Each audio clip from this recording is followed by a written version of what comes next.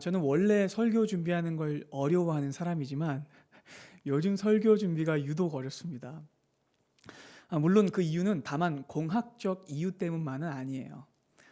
물론 설교를 위해 본문을 묵상하고 각종 서적들을 참고하고 또 성령의 조명을 구하며 말씀을 연구하는 것이 어렵기는 합니다. 근데 요즘 설교 준비하는데 제일 어려운 이유는 뭐냐면 본문을 연구할수록 창세기를 더 깊이 다루고 싶어지기 때문이에요. 각 문장들을 살피면 살필수록 세세한 해석과 의미가 깨우쳐지는데 그걸 성도님들께 하나하나 빠뜨리지 않고 좀 전달하고 싶은 마음이 들어서 애를 먹는 중입니다. 지금은 교회론이라는 주제에 선택과 집중을 해야 하는데 창세기를 자꾸 전하고 싶은 마음이 들어서 큰일입니다. 지금은 나무가 아닌 숲을 봐야 하고 현미경이 아닌 망원경으로 봐야 하고 확대사진이 아닌 항공사진으로 봐야 하는데 설교를 준비하는 중에 자꾸 현미경에 손이 가요. 손을 자꾸 치고 정신을 막 이렇게 잡으면서 다 잡고 있는 중입니다. 지금은 창세기를 집중 강의하는 게 아니라 교회라는 주제, 교회라는 렌즈를 통해서 성경 역사 전체를 살펴야 되기 때문에 자꾸 허벅지를 찌르면서 정신일도를 이렇게 하는 중입니다. 여러분 저의 고충이 공감되세요? 또 저러시네 이런 마음 들죠. 저는 곤욕스럽습니다. 어쨌든 더 심도 있게 창세기를 다루는 것은 좀 다음으로 미루도록 하고요. 하지만 궁금한 것이 있으시면 언제든 질문하셔도 좋습니다. 예배를 마친 뒤에도 좋고 또 주중에 어느 때도 좋습니다. 유튜브를 통해 다시 듣기를 하시다가도 언제든지 질문이 생기면 저에게 연락하셔서 물어보셔도 좋습니다. 지난 시간 시작 때 이렇게 말씀드렸죠. 여러분 성경을 바르게 해석하기 위해서는 반드시 필요한 선제 작업이 있습니다. 그것은 삐딱한 자세와 태도를 버리는 것이었습니다. 불만스러운 감정이나 인간적인 전제를 가지고 보면 말씀이 잘 안 보여요. 하나님을 향한 오해와 인간적인 편견을 내려놓는 것이 성경을 바르게 읽는 첫 단추였습니다. 그 말씀을 드렸던 이유는 많은 사람들이 오해하고 있는 이 선악과 사건을 자세히 살피기 위함이었어요. 사람들은 이 사건뿐만 아니라 성경을 굉장히 많이 오해하고 있죠. 모든 이야기를 대할 때 우리가 반드시 견지해야 할 태도는 무엇이냐면 하나님은 선하신 분이라는 사실입니다. 우리가 창세기 말씀을 통해서 만난 하나님은 옹졸하거나 째째한 판사도 아니었고 폭력으로 인간을 압제하는 식의 그런 저급한 신도 아니었습니다. 하나님께서는 온 세상을 가장 완벽하고 아름답게 창조하셨을 뿐만 아니라 충만한 복을 주신 사랑과 은총의 신이셨죠. 여러분 창조 세계도 절대로 이 신들의 폭력이나 우연의 산물이 아니었어요. 창조 세계는 하나님의 걸작품이었습니다. 사람은 어땠습니까? 신의 놀이개나 신의 노예로 부리기 위해 태어난 존재들이 아니었어요.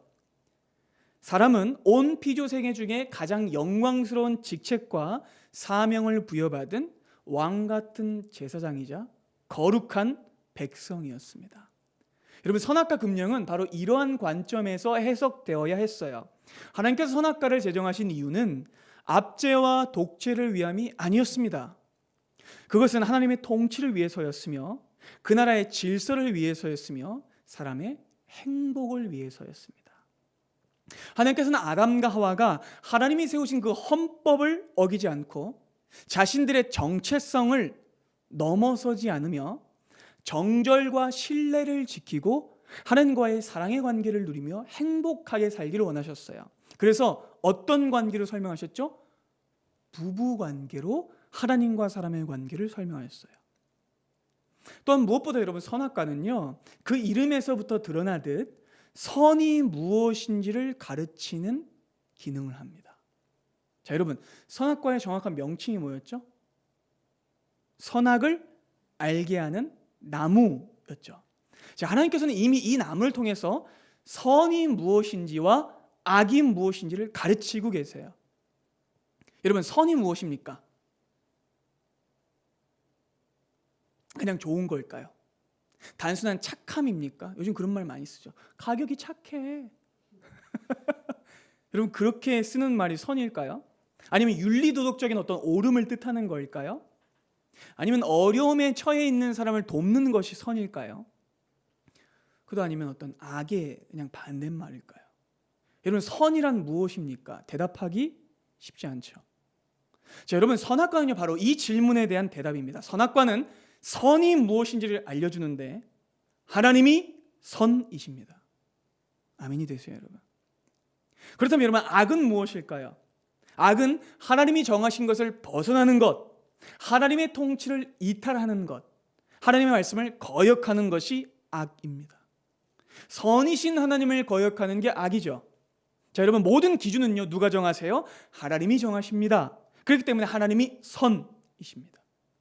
그렇게 선악과는 오직 하나님만이 선이시고 선을 만드시며 선의 기준이 되심을 선언합니다. 사람이 선의 기준을 만들어내는 게 아니에요. 어떤 윤리도덕적인 가치나 이상적인 지점이 선이 아닙니다. 오직 하나님이 말씀하시는 것, 하나님이 행하시는 것, 하나님이 옳다 하시는 것, 하나님이 목적하시는 것만이 선입니다. 그래서 창세기 1장에 창조 사역이 마칠 때마다 이 말이 계속해서 후렴구처럼 등장하는 거예요. 어떤 말씀이 등장했죠?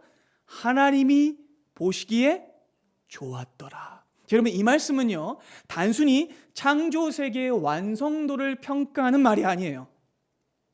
무슨 건축학적 기준이나 미학적 기준을 제시하는 표현이 아니에요. 하나님이 보시기에 좋았더라라는 이 말은 하나님만이 창조된 모든 것의 유일한 판단자 되신다는 말입니다. 이 말은 하나님의 주권을 드러내는 말이에요. 온 천지 만물을 창조하셨기 때문에 하나님이 심판자 되시고 판단자 되십니다. 모든 것의 주인 되시기에 하나님만이 평가하실 수 있어요. 그래서 보시기에 좋은 겁니다. 그렇게 여러분, 오직 성경에서는요 하나님만이 유일한 능동적 행위자이자 주체자가 되십니다. 그래서 여러분, 아담은요 평가하는 주체로 등장하지 않아요. 생각해 보세요. 그는 자신의 갈비뼈로 만들어진 여자를 딱 보고 잠에서 딱 깨어났어요. 눈을 딱 비봤는데 웬 아름다운 여인이 앞에 딱 있는 거예요. 근데 그때 아담이 뭐라 그랬어요? 오, 삼삼한데 그랬어요? 아니죠. 성경이 뭐라고 말합니까? 아담이 보시기에 좋았더라 그럽니까? 아니죠. 무슨 뜻입니까? 아담은 그저 감탄하고 경탄했다는 겁니다. 이는 내 뼈 중에 뼈요 살 중에 살이다 라고 말하면서 여자를 만진 하나님을 찬양하고 감탄할 뿐이었어요. 판단하지 않았어요. 창조세계 안에서 여러분, 인간의 역할은요 창조세계를 판단하는 게 아니에요. 깨달으십니까? 인간의 역할은 오직 하나님이 만드신 창조세계를 감탄하고 음미하고 기뻐하고 찬양하는 거예요. 그 안에서 기쁨을 누리고 왕같은 제사장으로 하나님의 통치를 구현하며 거룩한 백성으로 사는 게 인간의 역할입니다. 그래서 여러분, 사람은요 오직 유일한 심판자이자 판단자이신 하나님이 말씀하신 대로 하나님이 알라고 하신 것만 알면 됐어요. 그것이 선악을 알게 하는 나무가 이미 가르치고 있는 겁니다. 선이 무엇이고 악이 무엇인지를요. 여러분, 그걸 먹는다고 눈이 밝아지고 판단력이 좋아진다고요? 아닙니다. 그걸 먹는다는 뜻은 여러분 무엇이냐면 사람이 모든 것을 판단하는 하나님이 되겠다라는 뜻입니다. 그렇기 때문에 여러분, 아담과 하와가 선악과를 먹었느냐 먹지 않았느냐라는 행위를 따져먹기 전에 우리는 이 사건이 하나님의 주권에 도전하고 그 나라의 헌법을 파괴하며 언약을 깨뜨린 행위라는 사실을 절대 잊으면 안 됩니다. 사람은 처음 주어진 것에 감탄하고 감격하며 자신에게 주어진 왕적 통치권과 거룩한 백성의 기쁨을 누리며 에덴에서 그저 행복하게 살면 됐어요. 그런데 사람이 하나님이 만드신 창조 세계를 판단하려고 합니다. 스스로 선악의 기준이 되려고 해요.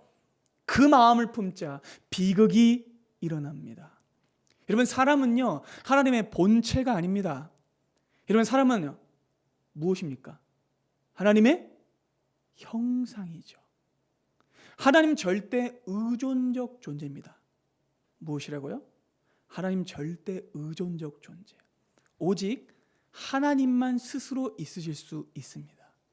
사람은 스스로 있을 수 없어요.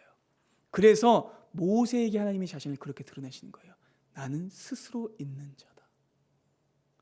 사람은 스스로 있을 수 없고 오직 하나님께 붙어 있어야만 살 수 있어요. 그래서 여러분, 예수께서도 이 진리를 이 비유를 통해서 가르치신 거예요. 요한복음 15장입니다. 함께 읽겠습니다. 나는 포도나무요 너희는 가지라. 그가 내 안에 내가 그 안에 거하면 사람이 열매를 많이 맺나니 나를 떠나서는 너희가 아무것도 할 수 없음이라. 사람이 내 안에 거하지 아니하면 가지처럼 밖에 버려져 마르나니 사람들이 그것들을 모아다가 불에 던져 사르느니라. 여러분, 아멘이 되세요. 사람은 포도나무 본체가 아니라 포도나무에 붙어있는 가지입니다. 가지는 나무 본체와 연결되어 있어야만 살 수 있어요. 사람은 하나님의 형상으로 지음받았기 때문에 본체이신 하나님으로부터만 생명과 의와 진리와 복을 공급받습니다. 하나님을 떠나서는 그 어떤 것도 얻을 수 없어요. 줄기에서 떨어져 나간 즉시 가지는 마르고 썩고 태워져 사라져버릴 수밖에 없습니다. 인류의 조상인 아담과 하와는 스스로 나무 줄기가 되려고 한 거예요. 생명의 본체가 되려고 한 겁니다. 스스로 하나님이 되어 선과 악의 결정권자가 되려고 한 것이죠. 그래서 여러분, 어떤 결과가 찾아옵니까? 그들에게 죽음이 찾아옵니다. 하나님 없이 사는 것을 택했고 하나님의 것을 가지려고 했으며 하나님이 되려 하자 오히려 그들은 생명으로부터 떨어져 나가게 되는 거예요. 여러분, 이것이 인류 타락의 본질입니다. 오늘 본문은 그렇게 타락한 인간이 하나님께 형벌과 저주를 받고 에덴에서 쫓겨나는 내용입니다. 절망이고 어둠이죠. 저주고 죽음입니다. 심판이고 끝입니다. 그런데 여러분, 놀랍게도 오늘 본문의 주제는 추방이나 저주가 아니에요. 오늘 본문의 주제는 은혜입니다. 여기서 우리는 또한 감격하고 탐복하고 감탄하게 됩니다. 하나님께서는 추방 중에도 은혜를 베푸시고 심판 중에도 구원을 약속하십니다. 인간이 하나님의 자리를 넘보고 스스로 선악의 기준이 되려고 했던 그 반역의 현장과 계속된 거짓 증언 속에서도 하나님은 끝까지 은혜를 베푸세요. 그 절망의 자리에서도 선을 행하십니다. 그래서 오늘 말씀의 주제는 하나님의 선하심입니다. 바라기는 오늘 이 말씀을 통해 하나님과 선악과에 대한 오해가 있으셨다면 완전히 버리시게 되기를 소망합니다. 그리고 그 말씀을 바르게 이해하게 되는 은혜가 있기를 소망합니다. 하나님을 판단하고 평가하는 마음은 버리고 다만 하나님의 일하심을 경탄하고 감탄하며 찬송하게 되는 은혜가 여러분들에게 있기를 바랍니다. 자, 여러분, 본문을 좀 자세히 살펴보죠. 지난 시간의 말씀을 통해 살펴봤듯 뱀의 꾀임에 넘어갔던 여자는 결국 하나님을 의심하고 불신하게 됩니다. 결국 그 열매를 따서 먹게 되죠. 본문 6절과 7절입니다.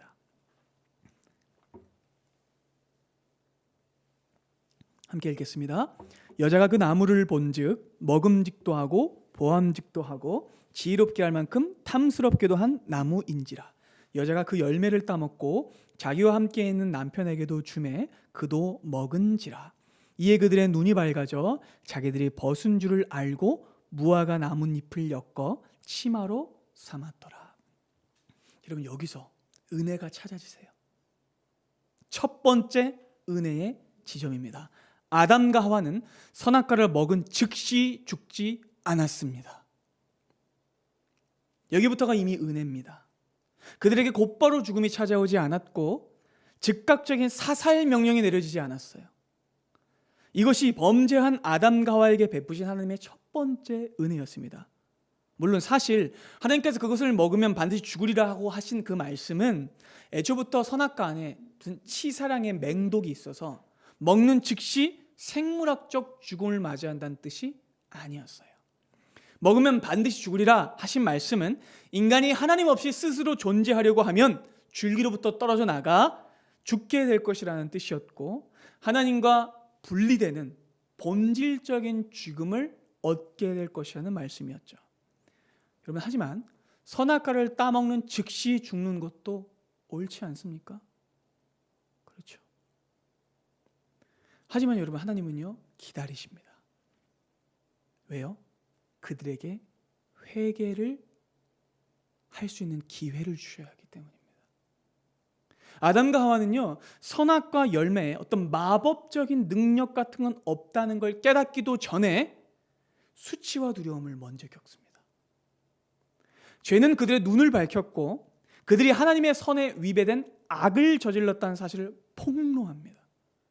그 순간 수치와 두려움이 그들을 집어삼켜요. 그들의 영혼을 완전히 집어삼킵니다.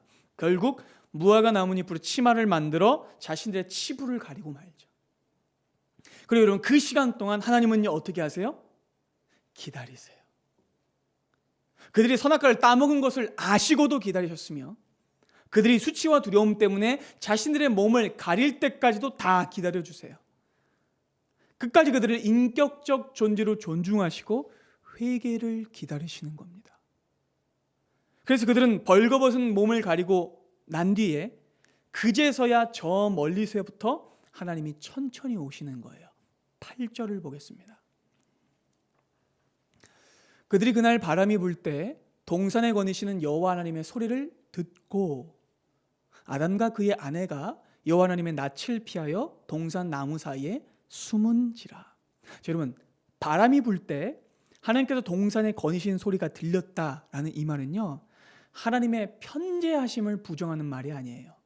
하나님은 어디든지 계시죠. 그렇죠. 하나님은 인생이 아니시기 때문에 육체가 있지 않기 때문에 어디든지 계시는 영이시죠. 근데 왜 하나님께서 동산에 거니시는 소리를 내셨을까요? 이것은요 하나님의 편지를 부정하는 말이 아니라 하나님께서 저들이 들을 수 있도록 나 가고 있어 헛기침하면서 가셨다는 뜻이에요. 깨달으십니까? 하나님께서는 지금도 회개 기회를 주고 계신 거예요. 발걸음을 늦추시면서 나 가고 있어 얘들아 라고 하신 거예요. 두 번째 회개 기회입니다.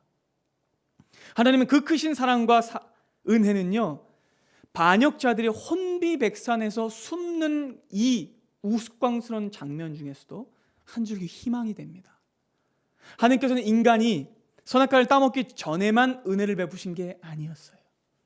그들이 선악과를 따먹은 후에도 하나님은 은혜를 베푸십니다. 그리고 그렇게 천천히 오셨던 하나님께서는요 그때와 동일한 은혜를 지금 우리에게도 내려주고 계세요. 하나님은요 우리가 죄를 저질렀을 때 즉각적으로 찾아오지 않으시고 심판하지 않으시고 기다리십니다. 쏜살같이 찾아오셔서 우리를 한 치의 자비 없이 쓸어버리지 않으시고 천천히 오세요. 회개 기회를 주시며 우리가 스스로 죄악을 깨닫고 돌이키기를 원하세요. 만약 하나님의 이 오래 참으시는 은혜가 없다면 우리는 진작에 다 죽었을 겁니다. 여러분 한번 생각해 보세요. 이것이 왜 은혜인지를요. 만약 하나님께서 우리가 사는 공간에 시시각각 나타나셔서 불꽃 같은 눈으로 째려보신다거나 집채만한 칼을 허리춤에 차고 만지작거리신다거나 아니면 죄 짓기를 대기하시다가 즉각적으로 처단하신다면 지금 이 자리에 살아있을 수 있는 사람은 아무도 없어요. 죄를 짓지 않더라도 모든 사람들은 극도의 불안 때문에 정신병 걸려 죽을 겁니다. 그렇죠. 만약 하나님께서 그러셨다면 인류는 수천 년 전에 전멸했을 거예요. 모든 사람은 죄인이기 때문에 어떤 죄를 짓든 즉결 처형을 받아 마땅합니다. 무슨 연쇄살인범이나 극악무도한 범죄자들만 죄인이라고 생각하는데 아니요. 하나님을 거역하는 자는 모두 죄인입니다. 하나님 앞에는 죄의 많고 적음은 아무런 차이가 없어요. 죄는요 있냐 없냐의 문제입니다. 깨달으세요? 큰 죄를 지어도 지옥 가고 작은 죄를 지어도 지옥 가요. 하나님 앞에 심판받는 자는 죄인입니다. 많은 죄, 적은 죄 하나님 앞에는 똑같습니다. 그러니 죄는 하나님 앞에 분명히 형벌받을 수밖에 없는 심판의 근거라는 것이죠. 여러분, 아담과 하와만 하나님을 거역해요? 아닙니다. 우리도 매일 하나님을 거역합니다. 내 인생의 주인이 나라고 생각하고 내 마음대로, 내 욕망대로, 내 기분대로, 그것도 아니면 세상의 방식대로 사람들이 옳다고 말하는 대로 우리는 삽니다. 우리는 하루에도 12번씩 선악과 열매를 따먹어요. 우리는 하루에도 골몇 번씩 내 스스로가 선악의 판단자가 돼요. 그렇지 않습니까? 만약 하나님께서 우리가 죄악을 짓는 즉시 출동하셔서 우리를 처단하셨다면 우리는 진작에 죽었습니다. 그런데 여러분, 그 죄악에 하나님이 어떻게 응답하시죠? 참으십니다. 기다려주십니다. 만약에 하나님의 은혜로운 오래 참으심이 없었다면, 회개의 기회를 주시는 것이 없었다면 우리는 모두 수천 년 전에 공멸했을 겁니다. 여러분, 왜 하나님이 적극적인 은혜를 주지 않느냐라고 사람들이 말하는데, 우리는 이미 하나님의 말로 표현할 수 없는 은혜를 지금 이미 경험하고 있어요. 하나님의 은혜는 가장 먼저 소극적인 형태로 먼저 나타나요. 뭐라고요? 소극적인 형태. 어떤 것입니까? 오래 참으시는 걸로 나타납니다. 기다려주시는 것, 회개를 우리에게 요청하시는 것으로 나타나죠. 하나님이 만약에 이 소극적인 은혜를 베풀지 않으셨다면 우리는 잘한 것 자랑하기도 전에 진작에 죽었어요. 그렇게 여러분, 우리는 지금도 하나님의 은혜가 있기 때문에 삽니다. 하나님의 은혜 때문에 비로소 살아 있습니다. 여러분, 여기 이 자리에 있는 어느 누구도 의인이 아니에요. 하나님의 마음이 합한 사람은 없습니다. 우리는 의로워서 살아있는 게 아니라 하나님의 은혜 때문에 살아있어요. 이 은혜를 절대 잊지 마시기 바랍니다. 하지만 이 은혜가 주어졌음에도 아담과 하와는 회개하지 못하고 숨기만 바쁩니다. 여러분, 죄는요 정말 모든 것을 바꿔놨어요. 그렇게 사랑했던 하나님을 두려워하게 만들었고, 그렇게 친밀했던 하나님을 피하게 만듭니다. 그들은 하나님의 소리가 들리자 반겨 나가는 게 아니라 숨었어요. 더욱 멀리 도망쳐서 한 나무 밑에 숨습니다. 비참하죠. 어쩌다 이렇게 된 겁니까? 에덴을 돌보고 축복하고 다스리는 왕 같은 제사장이 반역 죄인이 되어서 왕을 피해 숨고 있습니다. 그리고 마침내 하나님이 오시죠. 하나님께서는 이렇게 물으십니다. 9절 보겠습니다. 여호와 하나님이 아담을 부르시며 그에게 이르시되 내가 어디 있느냐. 여러분, 하나님이 왜 이렇게 물으셨을까요? 하나님은 다 아시죠. 그들이 어디 숨었는지, 이제까지 무슨 일을 저질렀는지 하나도 남김없이 다 아십니다. 하지만 그들에겐 내가 어디 있느냐 물으십니다. 여러분, 이 말씀의 의도가 깨달아지십니까? 그분은 아담과 하와가 돌이키길 원하시는 거예요. 하나님께서 내가 어디 있느냐라고 말씀하신 순간은 그들이 하나님 앞에 회개할 수 있는 세 번째 기회였어요. 하지만 아담은 이렇게 대답하고 맙니다. 10절 보겠습니다. 이르되 내가 동산에서 하나님의 소리를 듣고 내가 벗었으므로 두려워하여 숨었나이다.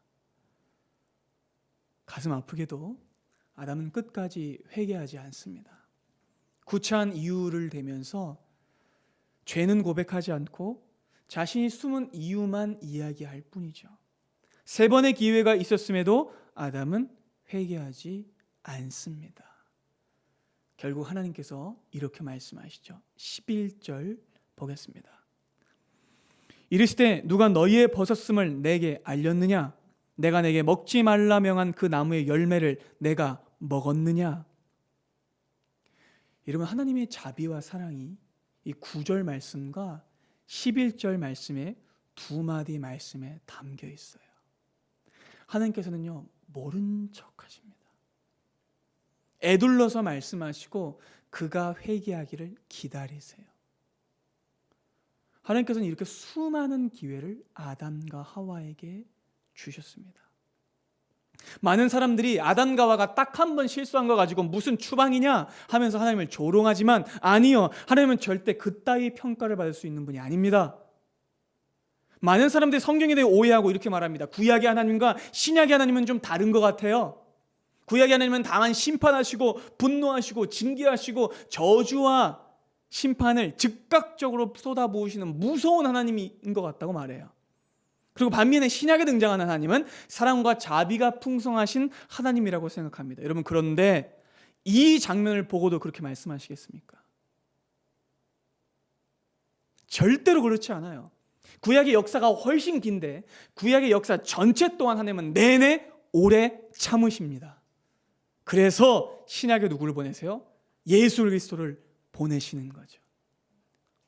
성경의 첫 장면부터 등장하시는 하나님은요, 오래 참으시며 거듭 기회를 주시며 알고도 물으시며 회개를 기다리시는 자비의 하나님이십니다. 하나님을 바르게 하십시오. 이제껏 잘해주다가 한 번 실수하니까 갑자기 침을 쫙 뱉으면서 이 새끼들 다 죽었어 하시는 분이 아니에요. 성경을 바르게 보셔야 됩니다. 사람들은 오해와 편견을 가지고 성경을 보죠. 오해와 편견을 가지고 하나님을 생각해요. 그렇기 때문에 그들은 하나님을 바로 보지 못하는 거예요. 그들도 아담처럼 자기 인생의 주인이 자기라고 생각합니다. 그러니까 선악과도 좋게 보이지 않고 에덴에서의 추방도 마음에 들지 않는 것이죠. 그러나 사랑하는 여러분, 성경이 처음부터 끝까지 일관적으로 소개하는 하나님은 은혜로우시고 자비로우시고 노하기를 더디하시는 은총의 하나님이십니다. 하나님은 우리를 자주 경책하지 않으시고 심지어는 우리의 죄악을 그대로 갚으시지도 않으세요. 시편 103편은 하나님의 이 위대하신 성품을 이렇게 찬양합니다. 우리 함께 고백할까요? 읽겠습니다. 여호와는 긍휼이 많으시고 은혜로우시며 노하기를 더디하시고 인자하심이 풍부하시도다.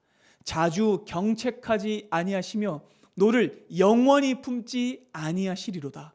우리의 죄를 따라 우리를 처벌하지는 아니하시며 우리의 죄악을 따라 우리에게 그대로 갚지는 아니하셨으니 이는 하늘이 땅에서 높음같이 그를 경외하는 자에게 그의 인자심이 크심이로다. 아멘. 아멘이죠, 여러분. 이 은혜가 있기 때문에 지금도 우리는 살아있을 수 있습니다. 하나님은요, 자주 경책하지 않으시고 우리의 죄악을 그대로 갚지도 않으세요. 세상은 비정하고 무자비하죠. 반면 한 번의 실패도 용납하지 않습니다. 그러나 하나님은요, 오래 참으세요. 지금도 여러분들에 대해 오래 참고 계시며 여전히 기다리고 계시며 자비를 베풀고 계십니다. 여러분, 하나님의 이 위대한 성품과 은혜가 드러나는 위대한 아주 중요한 사건이 또 하나 있죠. 무엇이냐면 바로 출애굽한 백성들이 저질렀던 금송아지 사건입니다. 모세가 십계명을 받으러 시내산에 올라갑니다. 시내산에 올라가 있는 그 중에 그들은 송아지를 만들고 온갖 망할 짓을 합니다. 여러분, 너무나 충격적인 점이에요. 여러분, 십계명이 뭐냐면 십계명은 쉽게 생각해서 하나님 나라의 헌법입니다. 깨달아 주세요. 자, 이스라엘이라는 나라가 이제 가나안이라는 땅에 들어가요. 그 나라를 세우죠. 근데 그 나라는 누가 다스리는 나라입니까? 하나님이 다스리시죠. 그러니까 하나님이 헌법을 주어야 하는 거예요. 그 헌법의 기초가 뭐예요? 십계명. 깨달으십니까? 자, 그런데 여러분, 만약에 이스라엘 백성들이 십계명을 받고 한 3일 지나서 죄를 지었다고 하면 그래도 할 말은 있을 것 같아요. 그렇죠? 근데 그들이 금송아지를 언제 만들었냐면 시내산에 올라가서 모세가 십계명을 받고 있는 중에 그 짓을 벌여요. 받은 뒤가 아니었어요. 받는 중에도 그 짓을 합니다. 무슨 뜻입니까? 인간의 뿌리 깊은 죄악은 하나님을 온전히 섬기지 못한다는 뜻이에요. 하나님의 은혜가 없으면 그들이 절대로 하나님 나라의 백성이 될 수 없다라는 뜻이에요. 그래서 그들은 하나님의 은혜를 저버리고 금송아지를 만들어서 거기에 절하고 이방 제사를 흉내내며 막 들고 뛰고 난리를 쳐요. 하나님은 진노하십니다. 그때 하나님은 너무 진노하셔서 그들을 전부 다 광야에서 쓸어 버리시겠다고 말씀해요. 근데 그때 모세가 중보적 기도를 하죠. 하나님, 하나님의 의로우심을 드러내십시오. 하나님은 약속을 지키시는 분 아닙니까? 그래서 하나님의 약속을 붙잡고 기도하자. 하나님이 꼼짝 못하세요. 여러분, 하나님은요 언약의 하나님이십니다.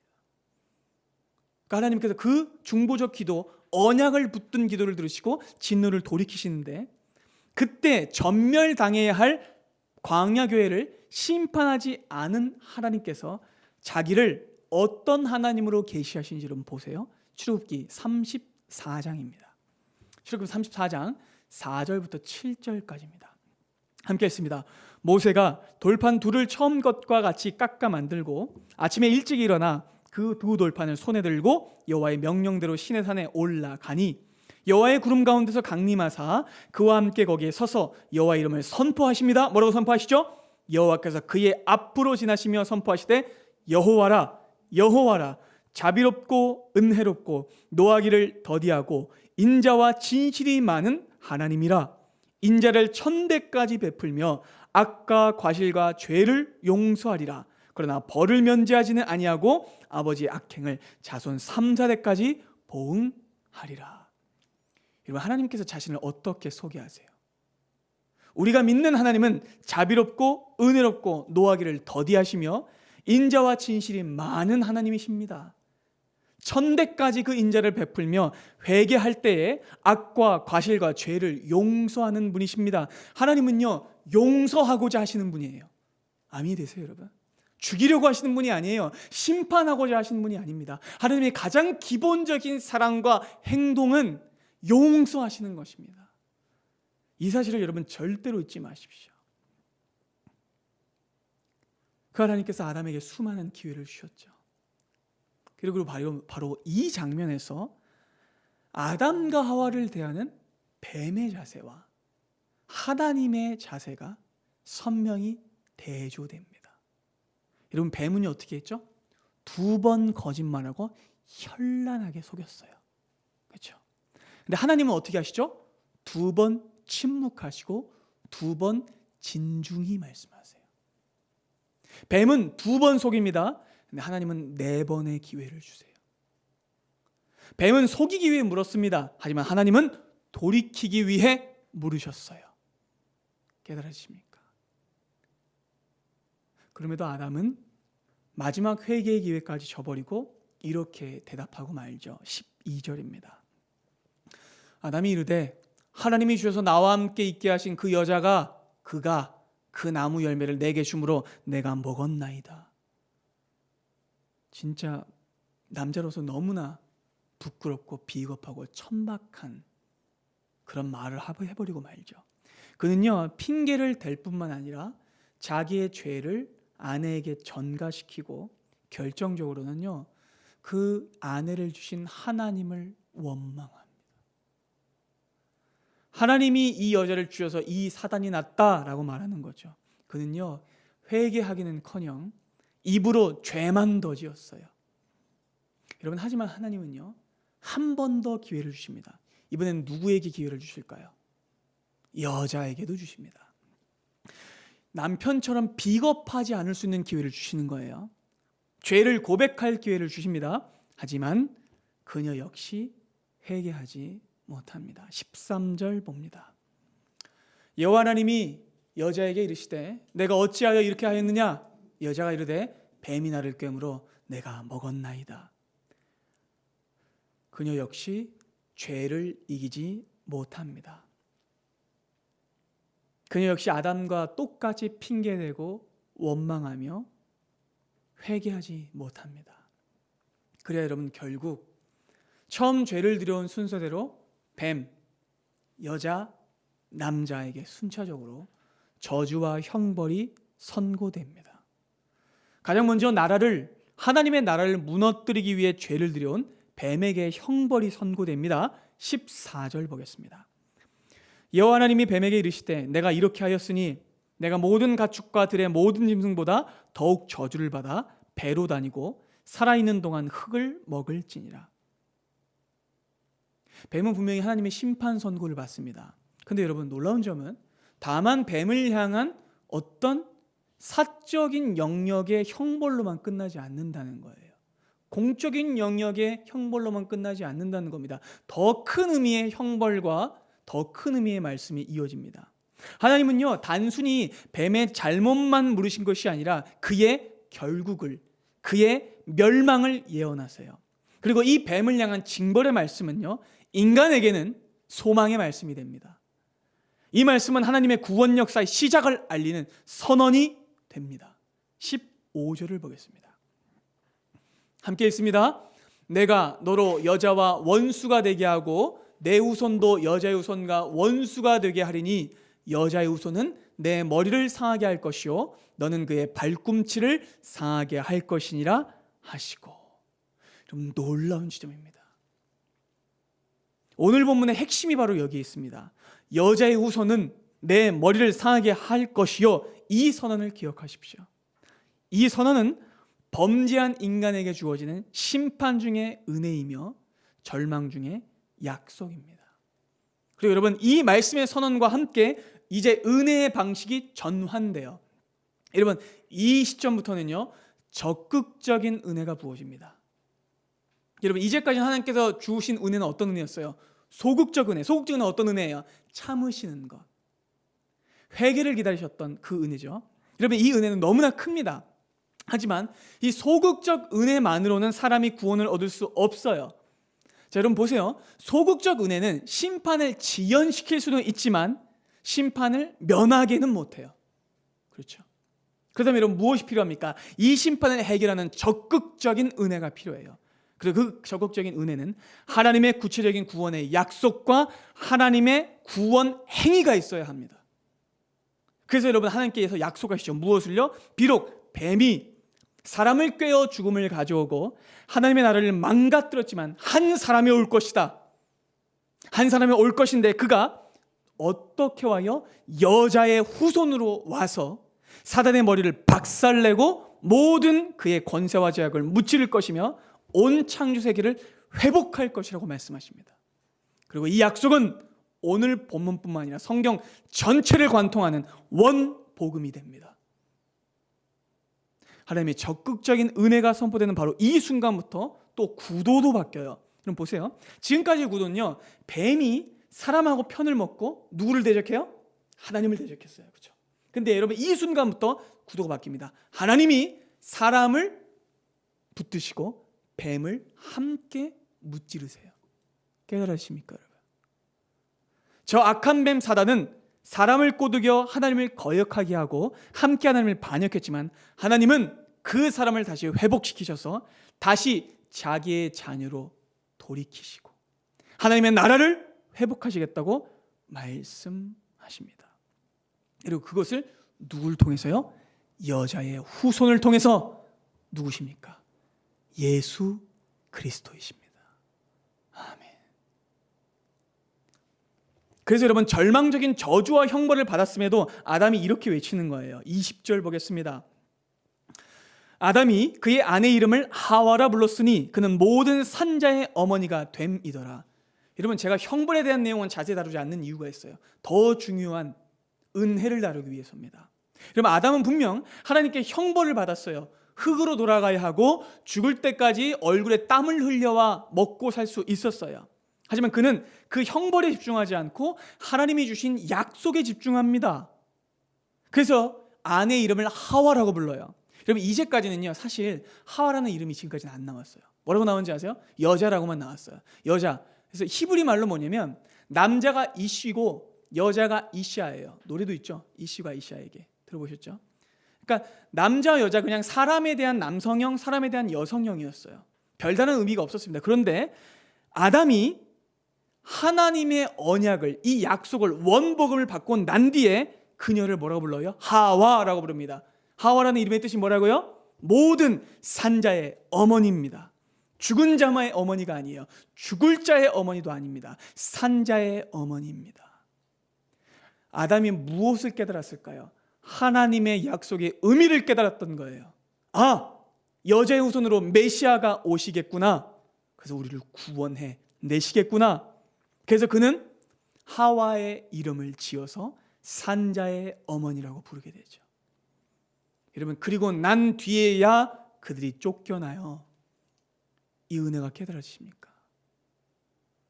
약속을 주신 뒤에야 쫓아내신 하나님의 사랑이, 그 은혜가 깨달아지십니까? 그리고 여러분, 하나님께서는요, 그 추방의 순간까지도 마지막까지 은혜를 베푸세요. 무엇을 지어 입히시죠? 가죽옷을 지어 입히시죠. 그리고 여러분, 이 가죽옷에도 어마어마한 의미가 담겨 있죠. 이 가죽옷 역시 장차 오실 메시아께서 죄인들을 위해 대신 죽으심으로 그들의 수치를 가려주시겠다는 뜻이 그 안에 담겨 있습니다. 여러분, 이것이 최초의 이야기입니다.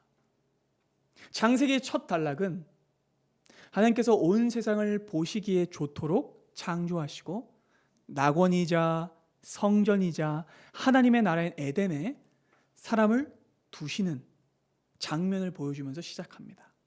하지만 너무나 가슴 아프게도 그 인류에게 불순종을 통해 죽음이 찾아오고 사람이 그 죄 때문에 에덴에서 추방당한 장면으로 끝납니다.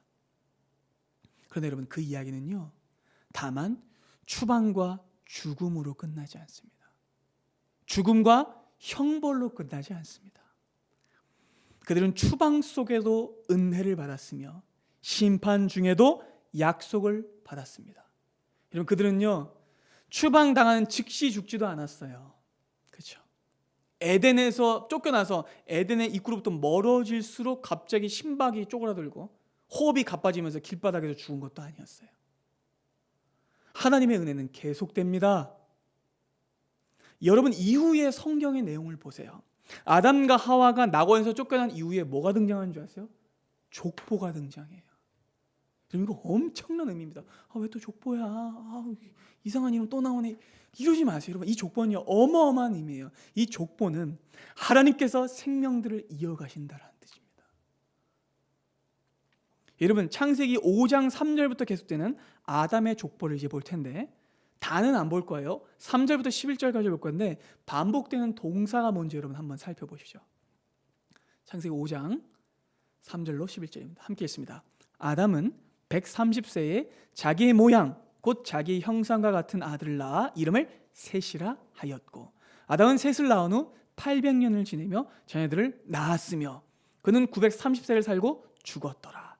셋은 105세에 에노스를 낳았고 에노스를 낳은 후 807년을 지내며 자녀들을 낳았으며 그는 912세를 살고 죽었더라. 에노스는 90세에 게난을 낳았고 게난을 낳은 후 815년을 지내며 자녀들을 낳았으며 그는 905세를 살고 죽었더라. 자, 여러분, 어떤 동사가 눈에 띄세요? 낳았더라와 죽었더라라는 동사일 겁니다. 아담은 에덴에서 쫓겨납니다. 죽었어요. 하지만 죽기 전에 아들을 낳았습니다. 그는 결국 죽고 말았지만 그의 아들이 또 아들을 낳았어요. 그의 아들 역시 죽었지만 그의 아들이 또 아들을 낳습니다. 죽음이 다만 죽음으로 끝나지 않고 생명으로 이어집니다. 왜요? 여자의 후손이 오셔야 하기 때문입니다. 하나님의 구원이 그들에게 와야 하기 때문입니다. 그래야만 그들이 진정한 회복을 얻을 수 있기 때문입니다. 비록 그들은 죽었지만 하나님이 생명을 주셨기 때문에 약속은 이어졌습니다. 그리고 이 인류의 이어짐은 하나님의 약속이 지금도 여전히 살아있다는 가장 명확한 증거입니다.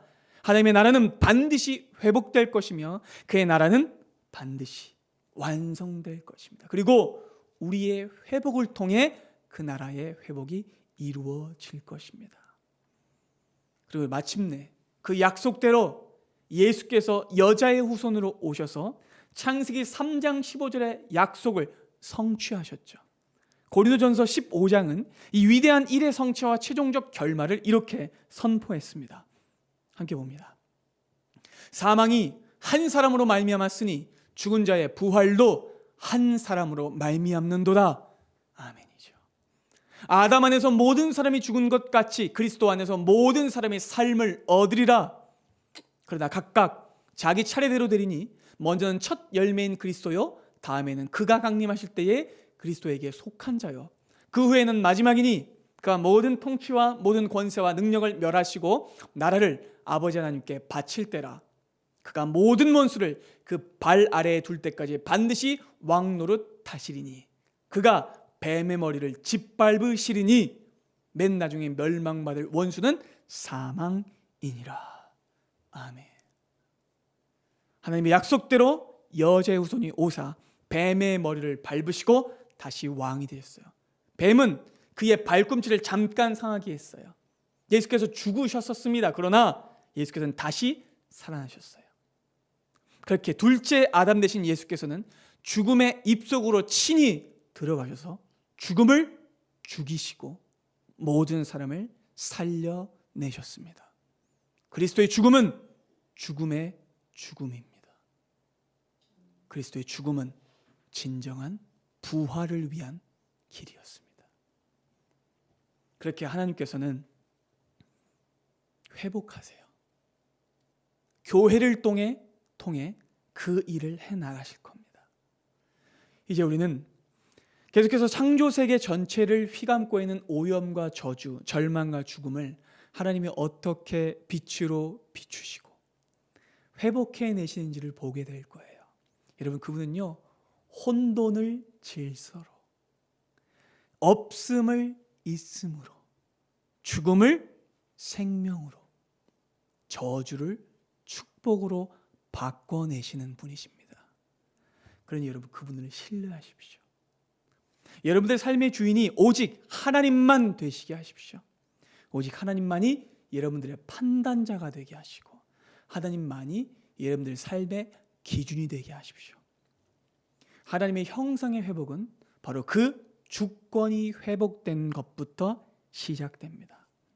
그러니 사랑하는 여러분, 이제 여러분들의 왕관을 벗어서 하나님 앞에 내려놓으시고 진정한 삶의 으뜸이 하나님 되심을 확인하시고 회복하십시오.